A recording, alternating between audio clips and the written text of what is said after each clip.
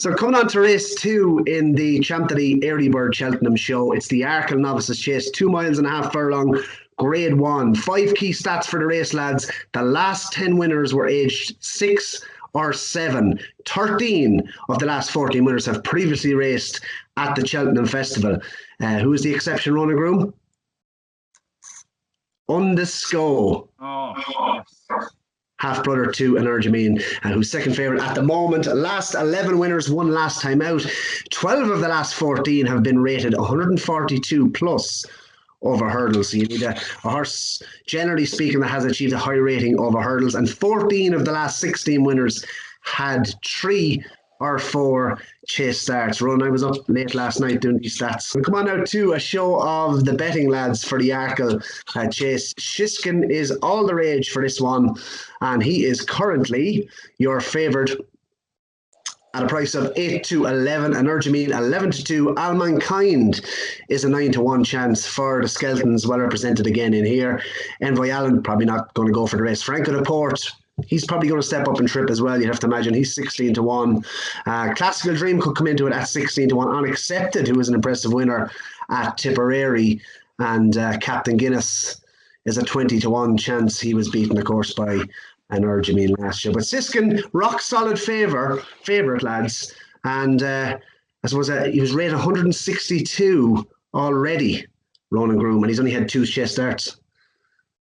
Yeah, look, Barry, it's hard to knock him, and by all means, he's going to be in a lot of trebles and doubles on the first day, and a lot of Ante-Post trebles. Look, he's 2 out of 2 over fences. He's not beaten much, but what he has done is really impressed on the clock. Really impressive times both at Kempton. He obviously has the Cheltenham Festival form in the book. He's won in the Supreme. Pulled clear with Abracadabras there. And it's pretty hard to pick holes in him. Look, I'm not someone who gets involved at like 8 to 11, when you're still 50 days out from the festival. I just thought it was interesting to kind of look at the winners of this race recently that went off. The likes of Duvan and Altior both went off at 4s on. So, there's every chance this race cuts up a bit. And in that case, Shishkin could go off a lot shorter than he is now. But then again, you look at the likes of Footpad. He won 2 Grade 1s really impressively. He still only went off 5 to 6. And even likes On the So and Simon Sig, all those horses went off roughly around the price of Shishkin is now 8 to 11. So it's just basically what turns up. Energumene, I know you're a big fan, Barry, and he's really impressed on the clock as well. I really liked what he did at Naas the last day. Beat a good horse in Captain Guinness, who ran well in Shishkin's Supreme. Looked set to run a big race anyway before he came down. I'd give him a chance if he came here. Willie Mullins obviously won this race 5 of the last 7 years, and he loves an ARKLE horse, Willie. So I'm not surprised he tested this Energumene over 2 miles the last day.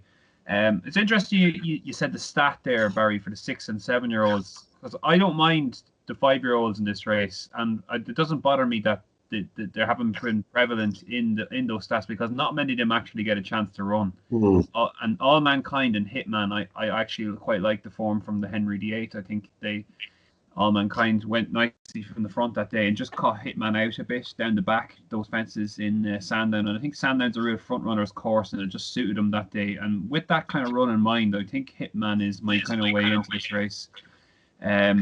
Now he might go for the Scilly Isles, which is obviously over 2.5 miles back at Sandown, and that'd be a worry then if they are thinking of stepping up and trip. But I just thought that was a second run Hitman in at Sandown, and he just got caught out a bit on the fences down the back. Paul Nicholls said as much after the race, and I wouldn't be hugely afraid of taking on All Mankind again if I was them.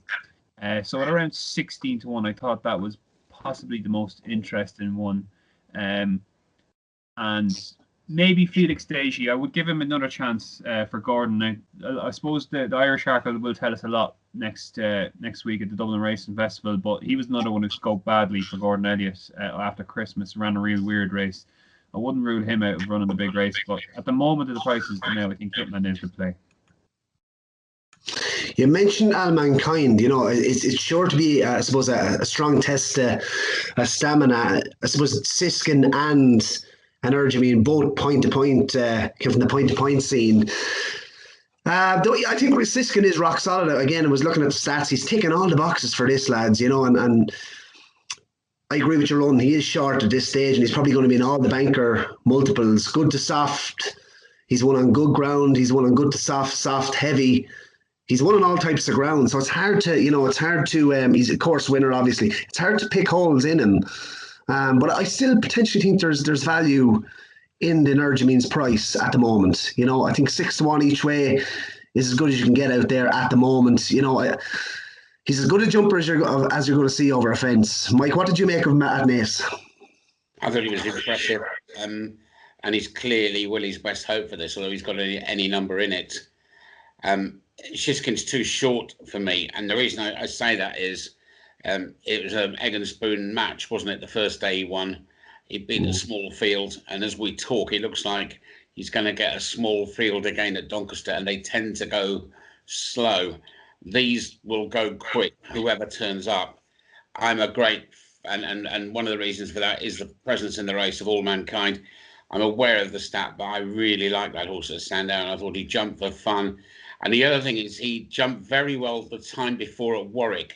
And Warwick, with those 5 fences down the back in quick succession, is not an easy course for a novice. Yes, I know it's in the Skelton's backyard, but he really impressed me. The other one that impressed me, but I'm aware that he may not go for this. And there was a lot to like about Franco de Port winning at Leopardstown on Stephen's Day. Brian Cooper gave him a really good ride because, of course, Paul Tannand had gone on a fruitless journey to Limerick that day. And to me, Franco de Port, I think if he turns up here, would certainly be one for a shortlist. But obviously, we have to wait and see whether he's going to take on Envoy Allen and company in the Marshall, whether he runs here. I just think the top 2 in the market here are miles clear of everything else, lads. I think All Mankind will go out and make it a true test. I suppose he didn't exactly do the business last year in the Triumph. I get he has Cheltenham form, but I just think the top 2 are miles too good. And I think Energumene, as he said, I think he's still underestimated because I'm not even sure he has a rating over hurdles. He only had I think you need to put the Triumph form from last year in the dustbin, though, don't you? Because it was a total nonsense of a race. Because Goshen would have won by half the track if he'd stood up. So I've just totally ignored that race, totally. Well, all our ears are going to be on you, Mike Vince, on this podcast after last weekend. First Flow and Craig Nish, both 14-1. I have to tip of the hat to Mike Vince. So, Mike, if to nail you down 2-1 selection at the prices at the moment, I put £20 in your hand. Who's it going on? All Mankind. Ronan Groome?